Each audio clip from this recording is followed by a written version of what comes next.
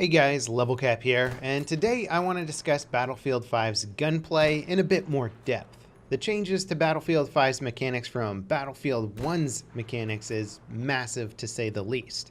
Weapons are no longer hindered with an excessive spread, allowing skilled players to control their recoil and extend the effective range of their weapons really far. This has, of course, led to some players being a bit surprised, thinking, should the STG-44 be tap firing me down from 100 meters away? If the new gunplay isn't handled properly, we could easily return to an era where a few weapons dominate the infantry combat and everything else ends up as an inferior weapon. Say what you want about Battlefield 1, and I certainly have, but the weapon balance offers more top-tier variety than previous games.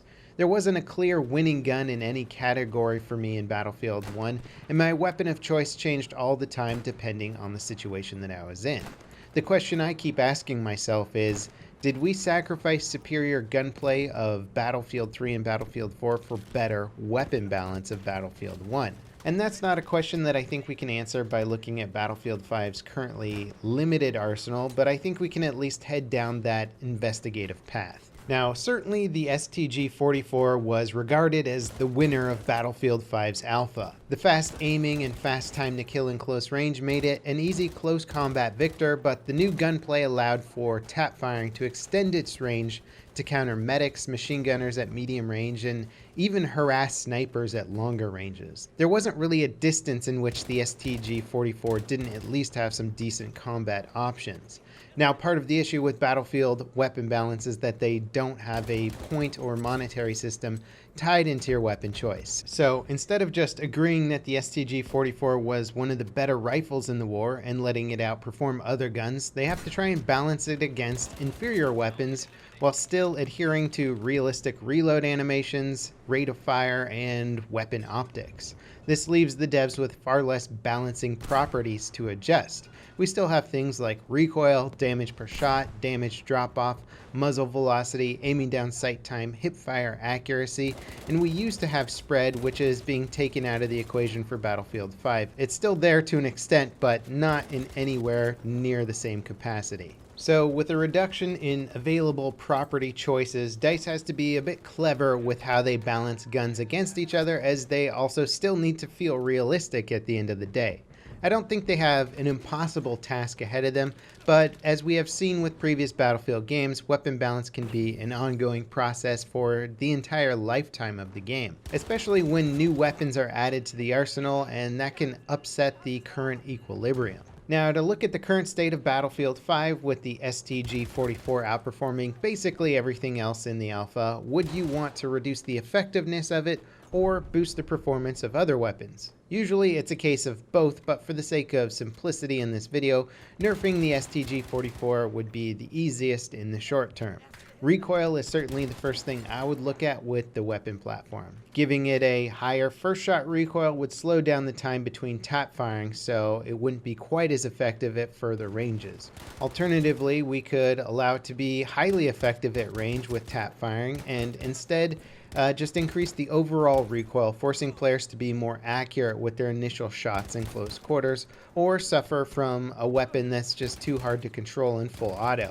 This increases the skill ceiling of the weapon, requiring more accuracy, controlled burst, and even maybe some more advanced recoil control. It might not reduce its overall effectiveness in the hands of a highly skilled player, but ultimately that's one of the things that I love about Battlefield 3 and Battlefield 4. Guns didn't necessarily lower the skill ceiling, but instead allowed your weapon skill to be the main limiting factor on what you could do with a gun, as opposed to putting in artificial limiting factors such as extreme bullet spread. Now, we could also reduce the damage at range for the STG-44, but I hesitate to suggest this option, as it can also reduce the realistic feeling of a gun. If you're shooting a high caliber round and it barely does any damage at range, that can certainly lead to frustration and a sense that the game is intentionally limiting you. In my opinion, recoil is the best tool for weapon balance, as there are many nuances with how it works and how it can be manipulated. Just look at games like Counter-Strike. The recoil of each weapon has a drastic effect on who uses them, and your control of the recoil is one of the biggest skill factors in the game. It's a good approach, and ultimately, if a gun is feeling overpowered in Battlefield, a dash of increased recoil can go a long way. Now let's talk about some of the other weapons in the alpha. The support class got unfortunately shortchanged in my opinion. It's not to say that you couldn't be effective with the support class. Unlimited ammo in a world where ammo is scarce certainly doesn't count for nothing, but if you can't win a firefight against an STG-44, then does it really matter in the long run? The Bren was the main choice available for the support class. It has slow ADS time, a medium rate of fire, and clunky iron sights. It does, however, come with a deployable bipod to get some pretty accurate full auto fire, but even so, I felt the Assault and Medic could still compete with the damage output at range. Honestly though, the biggest annoyance for me with the Bren was the ADS time. I've always thought it would be cool if Battlefield could incorporate more ADS time variables into weapon balance, but now that they're actually doing it, I gotta say I don't really care for it overall. Sure, it's realistic to an extent. A heavier gun takes longer to shoulder than a light gun, but from a gameplay aspect, it's like putting a hard lock on reaction time. If aiming accurately and for the head of your enemy is the only way you can outperform an STG-44, then fast ADS time is absolutely needed. And the slow ADS of the Bren made it the clear loser in all close range combat. In medium range, the Bren fared a bit better with decent full auto recoil control and bipod options, but still the ADS time was a factor even there, and if anything, you were more on equal footing instead of having an advantage. The iron sights also made it trickier to track targets, so it's possible that the gun might feel better with swapped out optics, and that may become available in the full release of the game.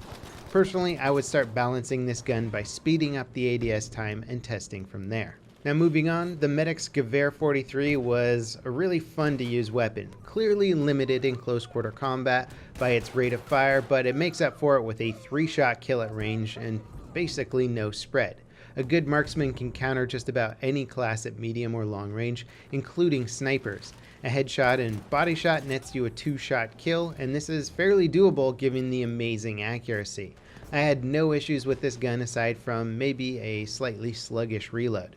If you found yourself in close quarters and low on ammo, you will rarely complete a reload before the next enemy rounds the corner. So despite it being outgunned in close quarter combat already, its slow reload made it even harder to use in close quarter combat situations. I know some people were certainly taking issues with this gun, saying that it killed too fast, as putting a headshot and body shot back to back could down somebody so damn fast, but honestly that's just the world in which players are going to have to live in. If anything, this gun is going to teach people how to take cover and close the distance to medics much more effectively. The SMGs in the game are also fun, both for the assault class and the medic. I like both of them. The reduced recoil allows for skilled players to aim for headshots consistently, giving you the edge against someone that does more DPS.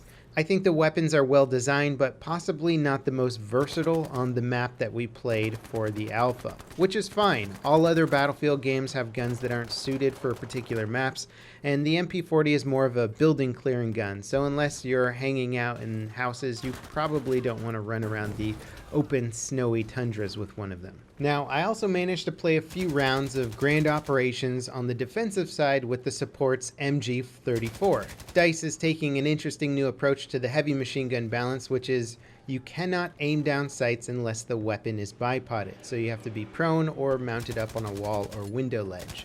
You can, however, hipfire the weapon, which I strongly advise against, as you will hit nothing. I felt from even 10 to 20 feet away, this gun was virtually ineffective at doing any damage from the hipfire. Now, once bipoded and shooting, the MG34 is pretty darn good. No surprise there. The issue, of course, comes from having to properly set up the gun and play pretty much exclusively defensively. Also, DICE has updated the bipod mechanics, so shifting around will cause you to redeploy and re-aim down sights. These micro shifts in the weapon placement can reduce your ADS reaction speed enough that it can cause you to lose firefights. So basically the idea is that once you're bipoded, they don't want you turning around quickly or turning to a different angle and nailing somebody sneaking up on you. I understand the thinking behind this, but I gotta say that I enjoyed the bipod gameplay in Battlefield 1 much more, as it still allowed me to quickly deploy and engage while still utilizing my run and gun gameplay. This new system seems a bit more about setting up and pitching a tent. The ADS time once you're bipoded is still painfully slow, and in my opinion needs to be increased drastically. Alternatively to making the bipod stuff easier, they could just give the gun better hipfire, or give the support class some really good sidearms so that they can hold their own in close quarter combat. I felt completely useless in close quarter combat with this machine gun. Anyway, in general, the Alpha was a lot of fun. The weapon mechanics felt great. It's certainly going to need a bit of finessing to get into a good spot, and of course we're only seeing a very small wedge of the pie with the current weapon balance. Plus, we don't have other maps to test the guns out on. Some weapons are inevitably going to be better on some maps. So since we only had one map to play, maybe some of the guns we didn't care for as much will be a lot better on the other maps. Regardless though, I'm sure that we'll be seeing weapon balance happening from the day of launch to the last day that people are playing this game before the next Battlefield title releases. But I'm pretty happy with the gunplay and the weapon mechanics right now. As I said in my previous videos, I do really enjoy the faster time to kill for multiple reasons, and I think players will get used to it, especially once they start to learn the maps a bit better. They'll start getting caught out in the middle of nowhere less frequently. As always, guys, thanks for watching, and I'll see you next time. This is Level Cap, signing off.